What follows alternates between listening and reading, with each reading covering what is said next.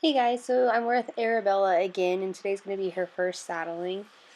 Typically when I do a first saddling, I will work the horse very minimal beforehand, make sure she's listening, make sure I can lunge her both ways, make sure I can get the lope as soon as I point, make sure she yields, and we're good to go.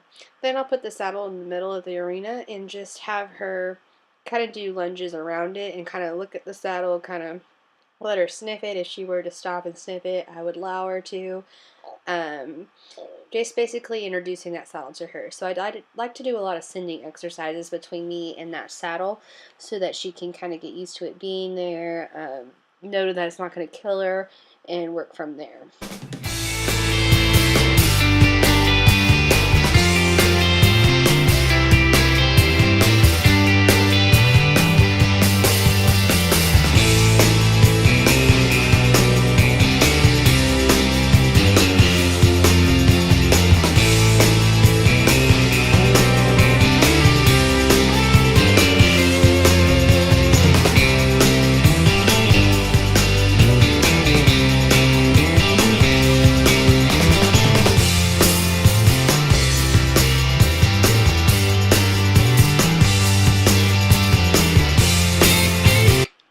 Now, once she's really comfortable sitting between me and the saddle, I'll always use a rope around her belly and make sure she's good with that pressure. I didn't have that on video, so I apologize, but once she's good with that, I'll go ahead and introduce the saddle pad.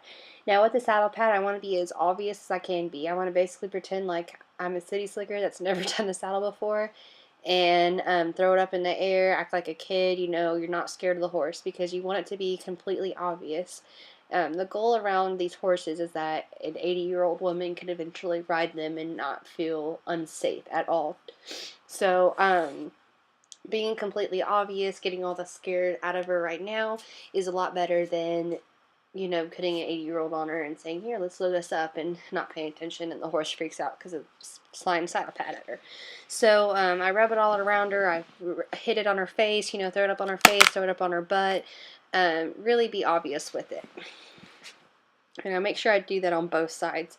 Then when I saddle, I always saddle on the opposite side. A lot of people are like, what? That's crazy. Well, it's because all of my girths and everything are on that side. So I'd rather it's not fly over her just in case she panics, because this is her first saddle. Now, Arabella has been saddled before with an English saddle. This is different though. With a Western saddle, I put everything I possibly can on the saddle. So it's got a rope hanging down, acting like a lasso. It's got a back girth, it's got a breast collar, and it's got a girth. So basically everything I can put on a saddle is going to be on for the first ride. And it's very important that you ensure that your horse's head is tipped in, because having her head straight like it is right now, she can take off at any given moment. Okay, and you want to do this, you don't really have enough time to kind of play around and wait around. She is a colt. There is something scary on her back. At any given moment she can explode. So you need to get in there and get out as fast as you can without actually hurting the horse and scaring the horse worse. So I don't really like teaching this over video, but I wanted to go ahead and go over the steps on this one, just because a lot of people, colt starting is very, very dangerous, and many people die from it every year.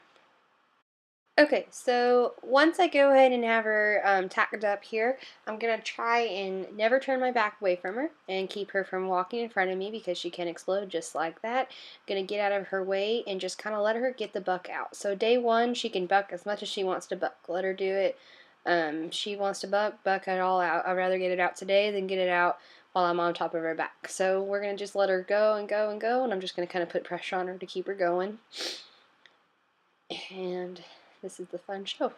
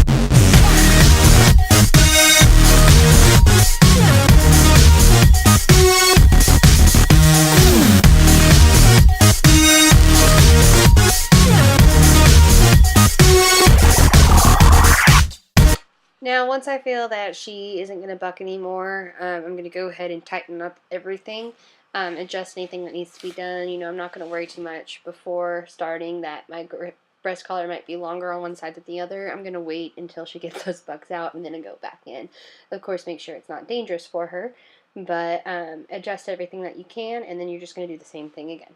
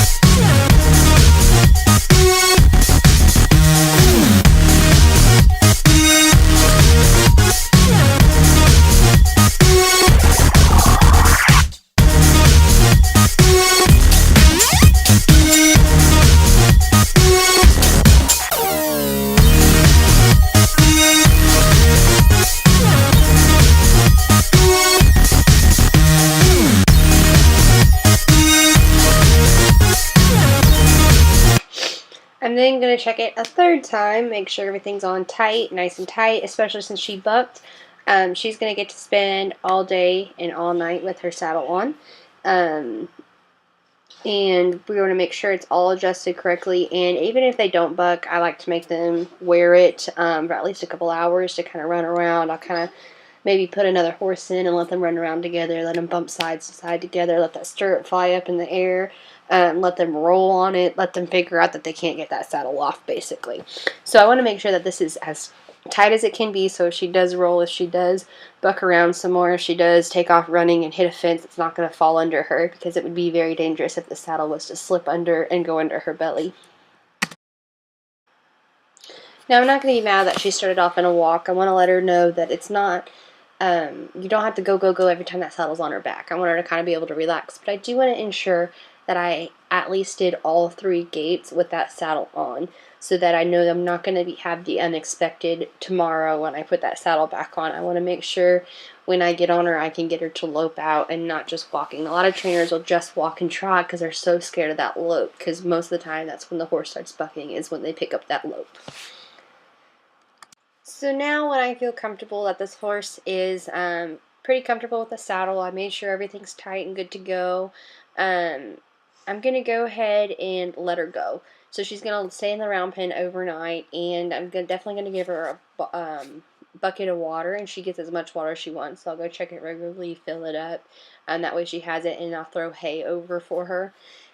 She's basically just going to live in the round pen for the night, so it's just going to be her little pen for the night.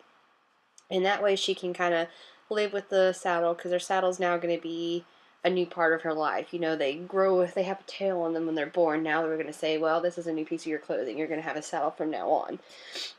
You've graduated up to that. So I just go ahead and make sure she's out of my way, and I'm just going to walk out of the arena and go get her situated.